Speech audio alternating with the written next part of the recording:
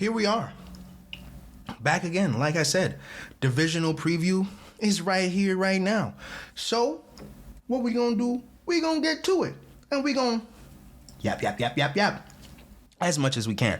So, divisional preview on the way this weekend. Another great slate of games. I hope we get another treat like we did last weekend.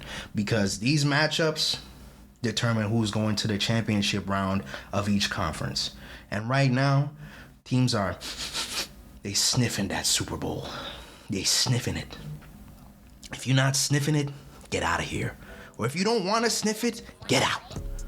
Because you know, right now it's do or die. One shot. Everything rides on tonight. Whatever they said in that song. So, first game of the weekend, we got Bills and Broncos. Now, this one should be a treat. This should be a treat. Josh Allen versus that Denver defense. Bo Nix versus that Bills defense.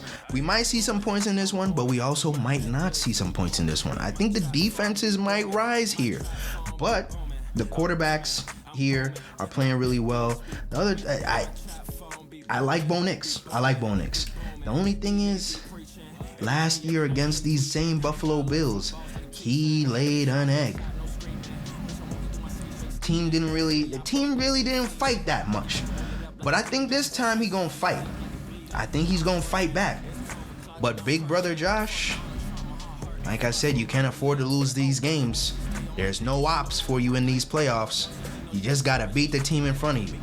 So I got the Bills in this one. I got the Bills winning 28-24, barn burner. I think the Bills either score to go up and win the game, last team with the ball wins, or the Broncos are trying to play catch up a little bit. They score late, but then the Bills run out the clock and then take the knee, hit in that victory formation.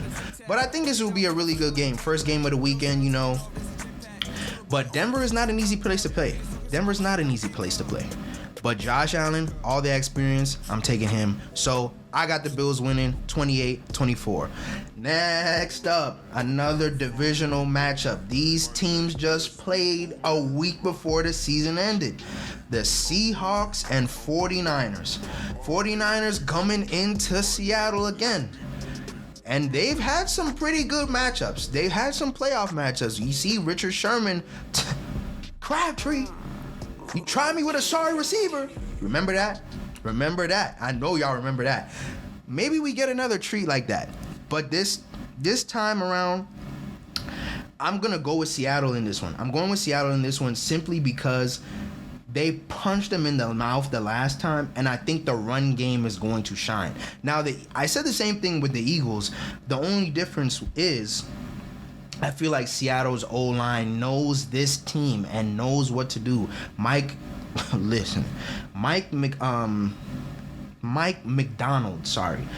McDonald is coaching a crazy defense over there. So I'm not even going to worry about them. But the way that they've got this offense humming, JSN, Sam Darnold, a lot of people wrote off Sam Darnold like they did Geno Smith. Sorry, Geno.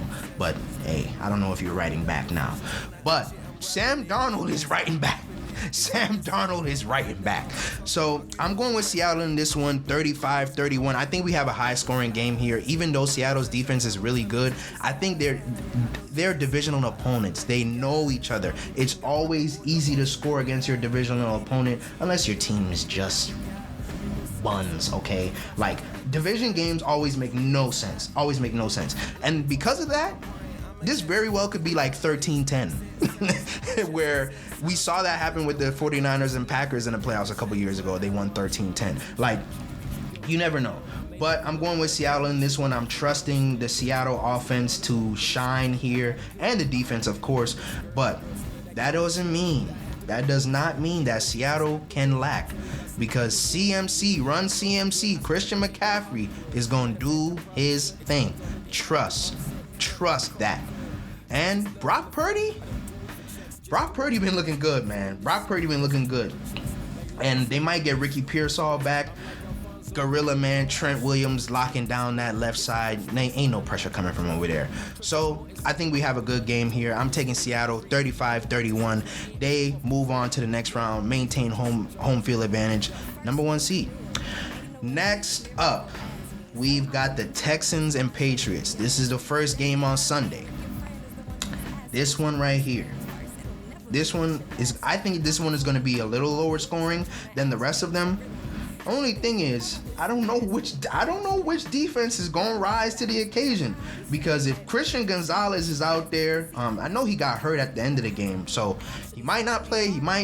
We'll see. But if he does play, someone getting erased. You can book it. So for CJ Stroud, this is your chance to get a redo from last week, clean slate, wipe everything clean, move on forward, and say, hey, look, I can help us. We're not just gonna rely on this defense. I can too. You can rely on me. Rely on that arm. So in this one, I'm taking Houston.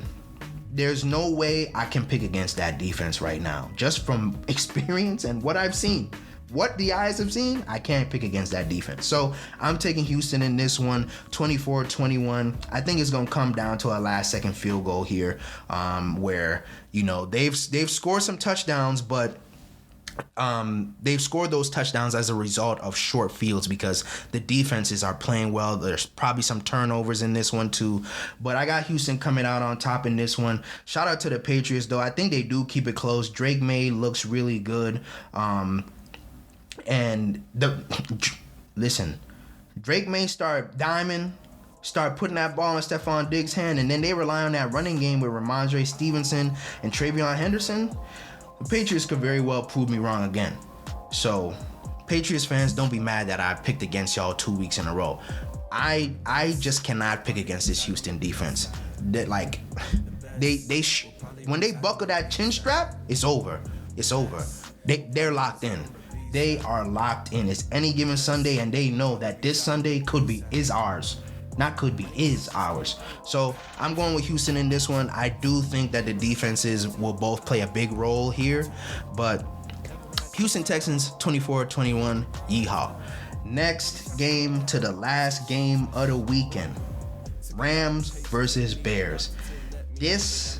I'm putting my money on this being the best game of the weekend, because you are going to have Matthew Stafford and his unorthodox throws and his no looks and the sidearms versus Caleb Williams, who does the exact same thing, and then his escapability is the thing that he has over Matthew Stafford. I think we're going to see some great offense here, whether it's running or passing the football, because these offenses, very creative. Sean McVay has been doing this for, he's not new to this. He's true to this. And Ben Johnson is not new to this. He's true to it as well.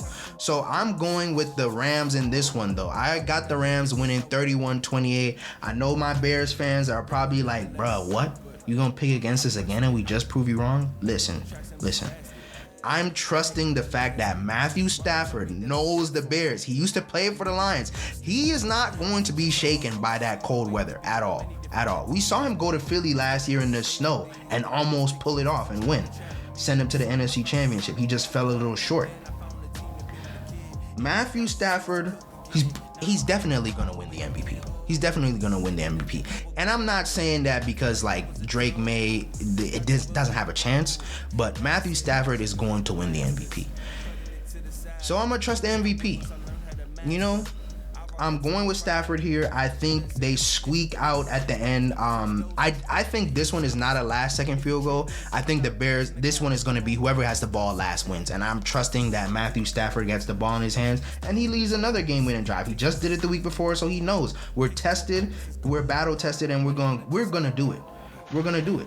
And Sean McVay says the same thing. He's like, hey, once I know that he has the ball in his hand, everything, confidence through the roof.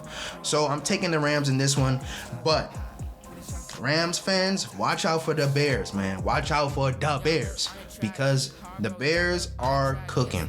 And the Bears' run game very well could gash the Rams' defense as well. The Rams' defense didn't play that great against the Panthers, And because of that, that's why I got this game as the best of the weekend. This very well could be like a 42-38 game, 38-35, one of those high scoring joints. But I definitely got the Rams in this one. Bears fans, don't be too mad at me. But I'm picking the Rams 31-28. And with that, that concludes the divisional preview. Stay tuned to the Quality Corner, man. Like I always say, don't touch that dial. Don't touch the dial right there. You see it. It's blinking green. It's literally blinking green because it's telling you, hey, go ahead and keep on listening. You thought I was going to say go ahead and touch it. No. Stay tuned to the Quality Corner, man. We'll be back next week.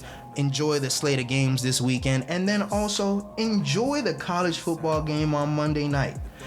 Miami versus Indiana. This is what I think people really want to see out of the college football playoffs. Not always the Blue Bloods winning and making it to the final, where it's like, hey, let's have some suspense. Somebody different. I like this. This 12-team playoff expanded for this reason. So please enjoy the football this weekend. Stay tuned. We'll be back. Quality Corners always in session. So don't touch that dial, man. Don't touch it. Just don't.